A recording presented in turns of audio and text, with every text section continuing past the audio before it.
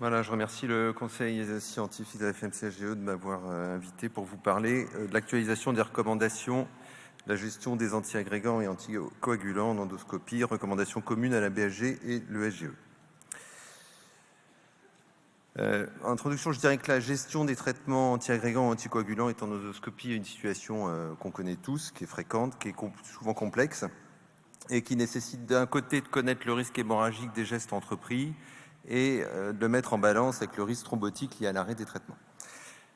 Toute la question, c'est d'informer également correctement le patient et de partager cette décision avec une communication rigoureuse, que ce soit avec les anesthésistes, le cardiologue, le médecin traitant et l'ensemble des intervenants.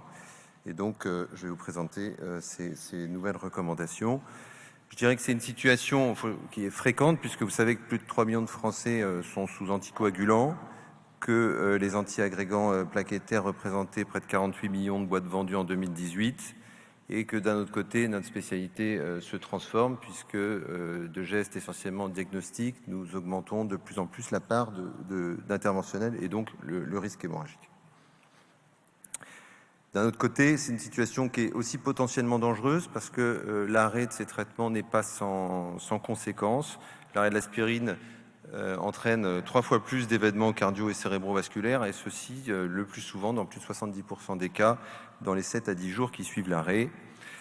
Il faut mettre ça en balance également avec la difficulté parfois de contrôle de l'hémostase des nouveaux, notamment des anticoagulants oraux directs, et puis le risque lié à l'utilisation d'agents de réversion, malheureusement quand c'est nécessaire, chez les patients à haut risque thrombotique, notamment ceux porteurs d'une valve mécanique. Donc, il convient d'évaluer le rapport bénéfice-risque, sans oublier d'un côté que le risque hémorragique lié à une procédure à haut risque est quand même de mieux en mieux contrôlé par l'évolution de nos techniques d'hémostase, et de l'autre côté qu'un accident vasculaire thrombotique cérébral ou cardiaque sont liés évidemment à une morbimortalité majeure. Donc le saignement doit nous faire en quelque sorte un peu moins peur que ça. Ça, c'est quelque chose que je vous propose, non pas comme une recommandation, mais comme plutôt un mode de travail, enfin de mise en perspective de vos actes. Vous savez que les critères qualité de l'ESGE s'articulent autour de ce qu'on appelle les critères pré-procédure, les critères per-procédure et les critères post-procédure. On va bientôt mettre à jour l'ensemble de ces critères pour l'endoscopie. En ce qui concerne la gestion du risque hémorragique, la qualité, ça doit être au centre de nos préoccupations. Et on peut imaginer dans les critères pré-procédure, chacun de bien penser à l'information, bien sûr, des patients des risques, à la fois de l'acte, mais de l'arrêt des traitements. Il faut bien informer l'anesthésiste, ne pas hésiter à demander bien en amont de la consultation anesthésiste un avis cardiologique, et donc de prévoir des délais entre la consultation initiale et la programmation de l'acte qui tiennent compte de ces avis complémentaires. Il faut éventuellement avoir une fiche navette, et on a lancé un travail avec la SFAR pour essayer d'établir une fiche navette qui nous permet de communiquer dans de bonnes conditions. Et puis les critères per procédure, ça serait bien sûr connaître les risques liés à son intervention, les risques hémorragiques, et savoir utiliser la technique d'hémostase adéquate. Et puis les critères post-procédure, parce qu'évidemment l'acte ne s'arrête pas à la fin de l'examen, c'est d'informer le patient des risques hémorragiques et de la procédure de reprise et de la procédure à suivre en cas de la survenue d'une complication, toujours peut-être à l'aide de cette fiche navette qui va nous permettre également d'informer le médecin traitant et tous les correspondants ultérieurs. Et puis c'est également à nous ou à l'anesthésiste, mais il faut se mettre d'accord, de prescrire et d'organiser le suivi biologique. Donc la première chose, c'est de connaître le risque lié à l'endoscopie et son risque hémorragique. Pour faire simple, les faibles risques, donc ce sont toutes les procédures diagnostiques, les poses de prothèses biliaires ou pancréatiques sans sphinctérotomie, l'entéroscopie assistée sans polypectomie, les poses de prothèses œsophagiennes, duodénales ou coliques, et l'écho-endoscopie diagnostique. Toutes les autres procédures peuvent être considérées comme à haut risque. Il y a une différence à faire entre donc l'arrêt, la stratification du risque, si c'est des AVK ou si c'est des antiagrégants plaquettaires. Sur le risque thrombotique, vous savez que l'arrêt du risque de l'arrêt des antithrombotiques est à haut risque en cas de stent actif dans les 12 mois suivant la pause et en cas de stent coronarien en métal nu dans le mois suivant la pause. Pour ce qui est de l'interruption des AVK, les hauts risques sont essentiellement toutes les valves cardiaques métalliques, que ce soit en position mitrale ou aortique, la valve cardiaque associée à la fibrillation auriculaire associée elle-même à un rétrécissement mitral, une thrombose veineuse récente ou avec un objectif d'INR au-delà de 3,5 et puis une fibrillation auriculaire avec un accident vasculaire de moins de 3 mois et ou, et ça c'est important, parce que c'est souvent assez méconnu, associé à 3 facteurs de risque que sont l'insuffisance cardiaque, l'hypertension artérielle, les patients de plus de 75 ans et le diabète. Donc j'en viens aux recommandations. La première chose, c'est l'information. Tous les patients doivent être informés du risque thrombotique lié à l'arrêt des traitements et du risque hémorragique en balance lié à la poursuite des traitements. Donc cette balance doit être bien pesée avec les patients. Il faut expliquer le plan personnel d'arrêt et de reprise concernant le moment précis de tout changement. Et là, j'en viens à l'utilité effectivement de la fiche pilote, de la fiche navette, qui n'est d'ailleurs pas proposée par les recommandations, mais qui, à mon avis, a tout son sens. Et expliquer la procédure à suivre en cas de complications.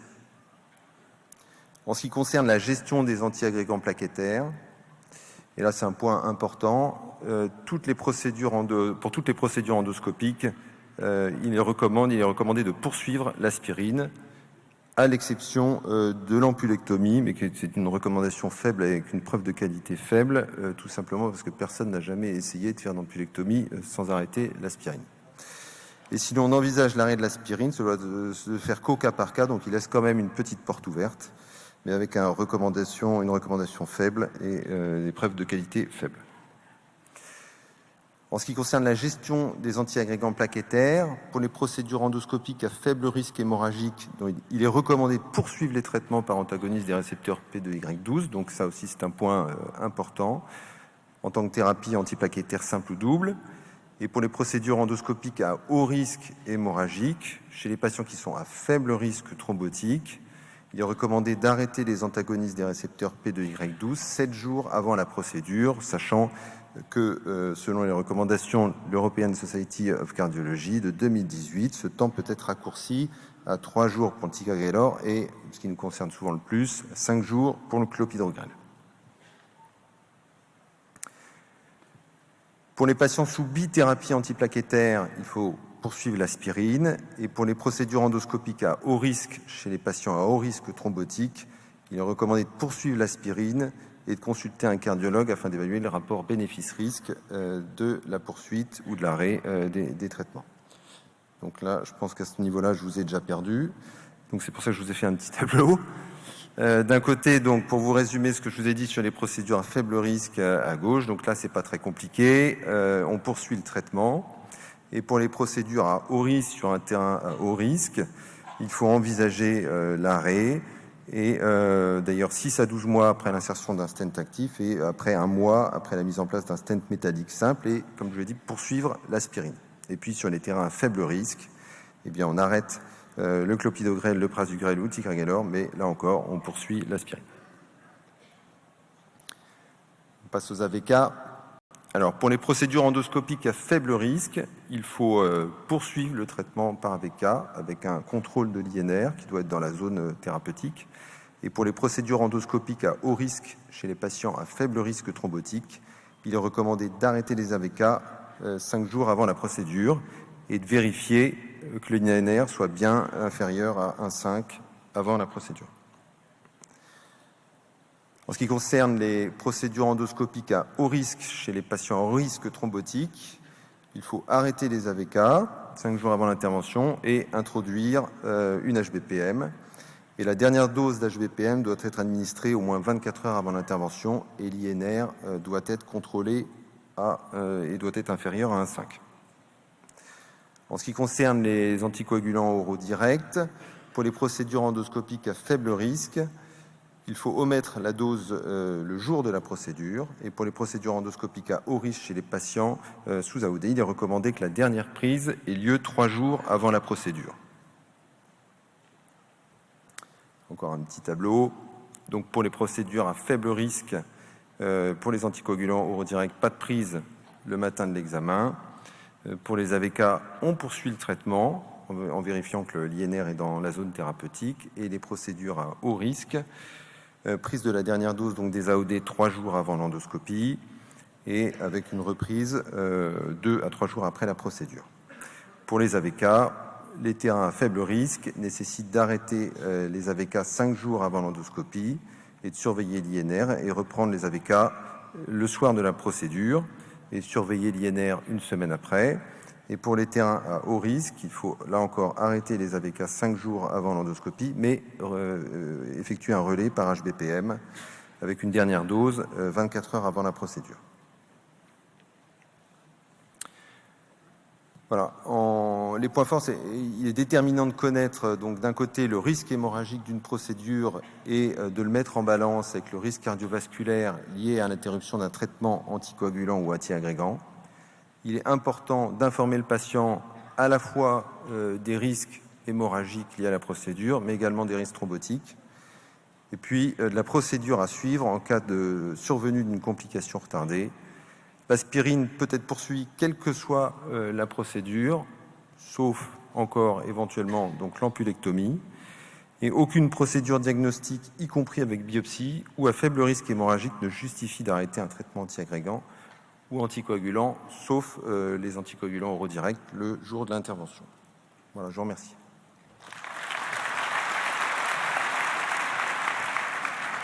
Merci Olivier, et merci parce que ta concision nous a permis de récupérer un peu de temps perdu, donc c'est parfait. Je pense qu'il va y avoir des questions dans la salle. Moi j'en ai une pour commencer, un petit peu iconoclaste peut-être. La coloscopie est l'acte le plus largement pratiqué. La coloscopie diagnostique est un acte à faible risque et la polypectomie à haut risque. Y a-t-il la possibilité, sous certaines conditions, de faire une coloscopie sans arrêter le traitement anticoagulant, avec l'accord du patient bien sûr, quitte à reprendre l'examen ensuite si vraiment il fallait le faire? D'où l'intérêt de notre bonne connaissance du risque thrombotique des patients. Voilà, je pense que l'idée qui consistait à dire ah mais de toute façon je peux peut-être trouver un polype donc il vaut mieux que j'arrête l'anticoagulant, je crois qu'on peut plus raisonner de cette façon-là. Il faut vraiment qu'on mette en balance le risque hémorragique avec le risque réel quand même d'arrêt des traitements. Et je pense que c'est pas une mauvaise chose de dire aux patients que le risque est tellement important le concernant d'une thrombose qu'il vaut peut-être mieux reprogrammer une coloscopie thérapeutique dans un second temps. Il ne faut pas avoir peur de cette démarche. Il faut bien réévaluer avec le cardiologue en fait. Pardon ? J'ai mon micro qui marche plus. Oui, je dis la réévaluation avec le cardiologue est importante. Souvent. Tout à fait, ouais. D'où j'insistais sur l'organisation des soins et sur l'importance d'avoir des délais de consultation avec l'anesthésiste qui soient suffisamment éloignés de la consultation initiale pour qu'il ait le temps de prendre l'avis du cardiologue ou de recevoir ses conclusions. Ouais, dans ces situations. Une question sur l'aspirine. Est-ce qu'il y a un intérêt finalement à diminuer la dose d'aspirine chez les patients qui sont à 160 mg et de passer à du 75 pour ces procédures où on va faire des gestes? Non. Alors, la seule chose quand même effectivement qui est notée, c'est en cas d'hémorragie, là où ça peut se discuter, c'est sur la prévention primaire.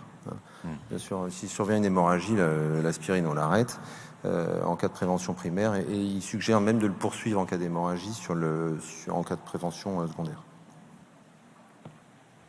J'ai juste une petite question qui est hors recommandation, mais on a vu des papiers sur la résection des polypes à lance froide sous anticoagulants. Quel est ton point de vue et ton avis? En fait, oui, il n'y a pas. C'est-à-dire qu'on se rend compte de plus en plus maintenant que le risque hémorragique, on le contrôle bien, et le vrai problème, c'est l'hémorragie retardée. Voilà, l'hémorragie immédiate, on sait la gérer, donc il ne faut pas avoir peur d'un saignement immédiat qu'on sait contrôler. Et finalement, on va se rendre compte avec le temps que l'ange chaude est un faux bon ami en fait. On se retrouve notamment dans des situations-là où il vaudrait mieux gérer l'hémorragie tout de suite plutôt que 5 jours après. Il y a un petit commentaire sur les techniques de clip après polypectomie par exemple ça... Oui, alors il ne se positionne pas du tout sur la recommandation de prévention du risque hémorragique, mais c'est vrai qu'il y a des études qui suggèrent de fermer les cicatrices de mucosectomie, notamment dans le côlon droit, pour prévenir le risque d'hémorragie secondaire. Patrick, question? Non, je regardais, mais tu as répondu à la plupart des questions. Il y avait une question sur les ligatures hémorroïdaires. Est-ce qu'il fallait lorsqu'on fait une coloscopie et faire une ligature morétaire, arrêter ces traitements anti-agrégants ou aspirine ou autre. Joker. Ouais, c'était pas trop la question. Je sais On n'a pas de données là-dessus. Bon, on va rester là, donc. Merci Olivier, merci. Merci.